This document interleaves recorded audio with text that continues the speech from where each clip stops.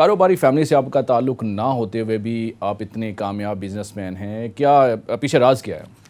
Actually جب آدمی education کے فائنل مرحلے میں ہوتا ہے تو انسان خود پلان کرتا ہے اپنے آپ کو کہ اس نے کس اسکوپ آف ورک میں رہتے ہوئے کام کرنا ہے، مطلب وہ بے لگام گھوڑا ہے یا لگام والا گھوڑا ہے. تو بزنس جو ہے یہ بے لگام گھوڑوں کا کام ہوتا ہے. تو میں نے بھی یہی پلان کیا کہ جیسے کہ میں سیٹل پیدائشی جو ہوں سعودیہ سے ہوں اور سیٹل دبئی میں تھا، تو وہاں پہ اللہ نے مجھے اپورچونیٹی دی اور الحمدللہ اللہ کا شکر ہے کہ ہم ایک بہت اچھے طریقے سے بزنس کو دبئی سے لے کے ٹرکی اور ٹرکی سے لے کے پاکستان میں آ کے سیٹل کر چکے ہیں. اچھا، اوورسیز پاکستانی جب پاکستان میں آ کے بزنس کرنے کا سوچتے ہیں تو سب سے ذہن میں کیا ایک سوچ کیا ہوتی ہے کہ آپ پاکستان جائیں گے، بزنس سٹارٹ کریں گے، کیا مشکلات آپ کو فیس کرنی دیکھیں جس وقت اوورسیز پاکستان کا سوچتا ہے نا، اس وقت تو اس کو لیوش چیزیں نظر آ رہی ہوتی ہیں، یہاں کی سہولیات نظر آ رہی ہوتی ہیں، اور کوئی بھی بزنس مین اس جگہ پہ بڑا خوش ہوتا ہے جہاں پہ کام آسانی سے ہو جائیں، چاہے کسی بھی طریقے سے. لیکن میں یہ سمجھتا ہوں کہ اوورسیز پاکستانی جب پاکستان آتا ہے تو ایک میسو پین کا اس کو سے گزرنا پڑتا ہے، اور اس کو یہ نظر آ جاتا ہے کہ جی جب وہ آتا ہے تو اس کا ایک ایکسپیرینس ڈفرینٹ ہوتا ہے کہ وہ اس کنٹری میں آ کے کام کرے گا، ادھر کے لوگوں کے لیے کام کرے گا، اپنے گھر والوں کے لیے کام کرے گا. لیکن انفارچونیٹلی سسٹم لوگ یہاں پر زیادہ تر ایسے ہیں کہ اس کو تھوڑے عرصے کے بعد جو اس کی انویسٹمنٹ چیزیں ہوتی ہیں وہ تو ختم ہو جاتی ہیں، ایکسپیرینس رہ جاتا ہے.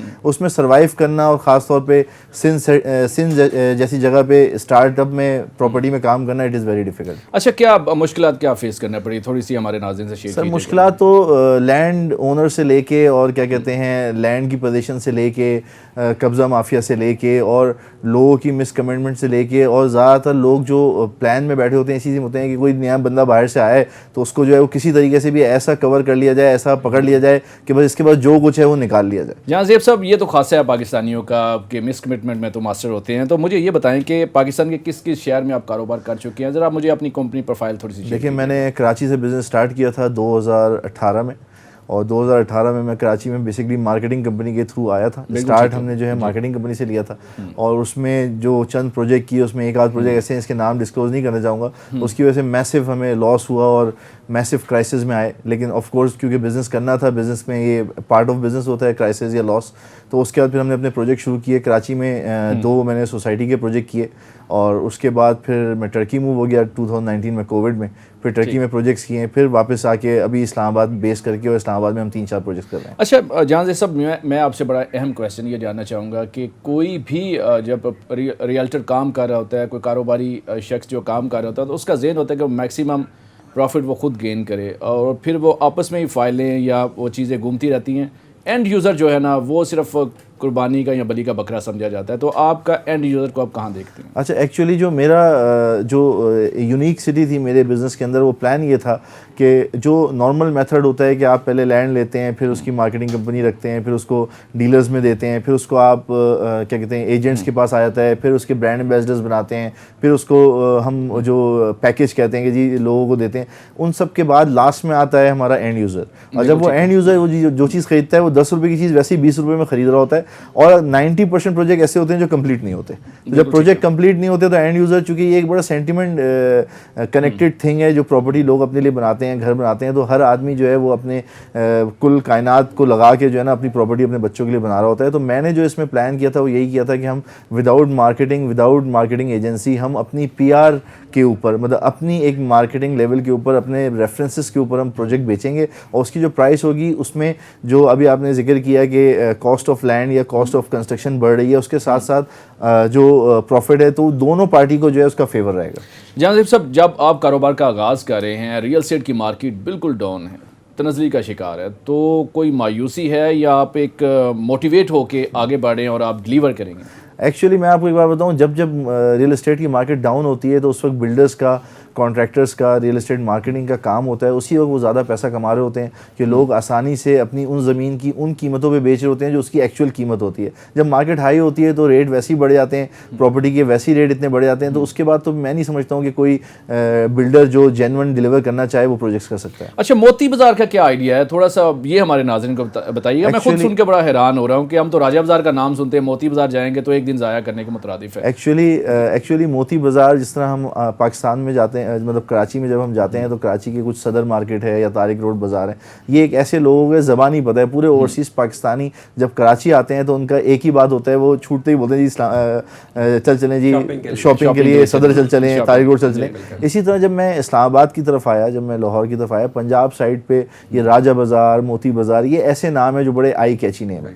اچھا فارچونیٹلی کہہ لیں, انفارچونیٹلی کہہ لیں کہ ہمارے ایک دوست ہیں ہارون صاحب, انہوں نے آئیڈیا پلان کیا کہ فاری میں مین ہارٹ آف دا سٹی کے اندر کوئی ایسا مال ضرور ہونا چاہیے جہاں پہ ہماری وہ ساری چیزیں جو پڑھی لکھی فیملیز ہیں جو ٹریفک میں پھنس کے صدر جاتی ہیں اور صدر جانے کے بعد وہ شاپنگ کرتی ہیں, ان کے جو ہسبینڈ ہیں وہ پریشان ہوتے ہیں, بچے پریشان ہوتے ہیں, تو کیوں نہ ایسا ایک چیز کو پلان کیا جائے جو کہ ہارٹ آف دا سٹی کے اندر ہو. اور یہاں پہ ہم نے جو ہے اس نام کو منتخب کیا, اور ہمارے بعد بہت سارے بلڈرز ایسے ہیں جنہوں نے نیو راجہ بازار بھی لے کے آئے, اور ویسے بھی اس وقت بھی جو یونیک آئیڈیا ہے نا وہ ہمیشہ جو ہے وہ آپ کا کامیاب ہوتا ہے. جی ہاں بالکل. اچھا کوئی بھی شاپنگ مال بنتا ہے, بڑے بڑے برانڈز کو مدعو کیا جاتا ہے, تو آپ بھی برانڈز کی طرف جا رہے ہیں یا وہ آپ ٹپیکل وہ جو اسٹالز لگا رہے ہیں جیسے موتی بازار میں لگے ہوتے ہیں, مہندی کا اسٹال ہے, کپڑے کا اسٹال ہے, چوڑیوں کے اسٹالز ہیں, یا مختلف جو خواتین کی ضروری اشیاء کے اسٹالز ہیں, کوئی ایسا بڑا کانسیپٹ جو یہ تھا, کانسیپٹ یہ ہے کہ لیڈیز بازار کا کانسیپٹ ہے, بیسیکلی نام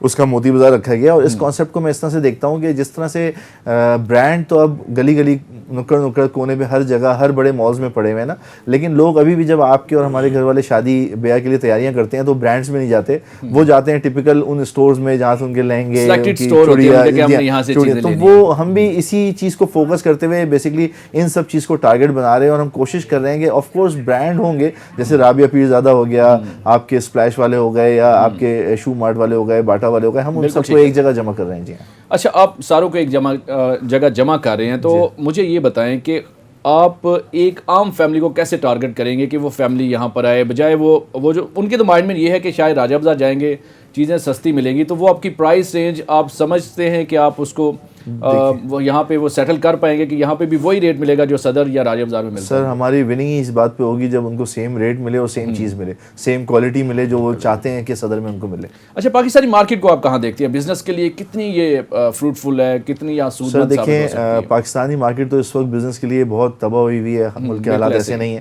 لیکن ہم لوگ جو پاکستانی قوم ہے نا وہ دو چیزوں پہ کمپرومائز نہیں کرتے, ایک کھانے پینے پہ اور دوسرا پہننے پہ کوئی کمپرومائز نہیں ہے. تو جب محرم آتے ہیں تو محرم کی تیاری شروع ہو جاتی ہے, جب شادی آتی ہے تو شادی کی تیاری شروع ہو جاتی ہے, بلکہ میں تو ان لوگوں کو بھی جانتا ہوں جن کی ڈیتھ ہوتی ہے تو جاتے ہیں بلیک کلر کا کپڑا خریدنے کے لیے. بالکل ایسے ہی ہے. تو میں یہ سمجھتا ہوں کہ یہ وہ بزنس ہیں جو کبھی بھی ختم نہ ہونے والے ہیں, تو میں اس کو بڑا پازیٹیو دیکھتا ہوں. اور جیسے کہ حالات ہیں, لوگ دور جاتے ہیں, پیٹرول کا مسئلہ ہے, آنے کا مسئلہ ہے, تو ایک میسو کمیونٹی کے اندر بحریہ ٹاؤن میں جہاں ڈی ایچ اے بھی آپ کے ساتھ ہے اور ارد گرد کی پنڈی کے لوگ ہیں, تو میں سمجھتا ہوں it will be highly profitable business. اچھا پاکستانی عوام اور خاص کر پنڈی اسلام آباد کی عوام کو کیا میسج کیا دینا چاہیں گے؟ سر میں میسج یہ دینا چاہوں گا کہ جو لوگ پراپرٹی میں انویسٹ کرتے ہیں یا جو لوگ گھروں میں انویسٹ کرتے ہیں, کوشش یہ کریں کہ ایک تو اوتھینٹک لوگوں کے ساتھ کام کریں, اور وہ ہر چمکتی ہوئی چیز سونا نہیں ہوتی. تو میں یہ کہوں گا کہ زیادہ تر کوشش کریں کوئی ریڈی میڈ پروجیکٹس کی طرف جائیں جہاں پہ آپ کو تھوڑا پیسہ زیادہ دینا ہو, لیکن but you know that you are going to get this in short time. Otherwise so many people are there wasting their time sitting 10 years and not delivering the projects. اچھا یہ آپ نے تھوڑا سا پروجیکٹ کا بتایا, یہ موتی بازار آپ نے کب اس کا انیشیٹو لیا, موجودہ اس کا اسٹیٹس کیا؟ فوٹیج بھی ہم دیکھ رہے ہیں جی, بڑے خوبصورت آپ نے, میرا خیال ہے یہ تو کافی بن بھی چکا ہے. بیسکلی یہ موتی بازار جو ہے یہ پرانا ایک مال تھا, سفاری مال. اس کو ہمارے جو ہارون صاحب ہیں انہوں نے جو ہے لیا تھا, اور لینے کے بعد اس کو فل ماڈیفائی کرایا انہوں نے نئے طرز مال کے اس پر, اور پھر ہم نے ان سے یہ چیز کو بائی کر کے اور مارکیٹ میں ہم اس کو اس وقت سیل کر رہے ہیں. اور یہ بالکل ریڈی ٹو موو ان ہے. ہماری کوشش تھی 1 جنوری, بٹ انفارچونیٹلی کچھ چیزوں کی وجہ سے ڈیلے ہوا ہے. تو میں یہ سمجھتا ہوں کہ with in next 30 days it will be live.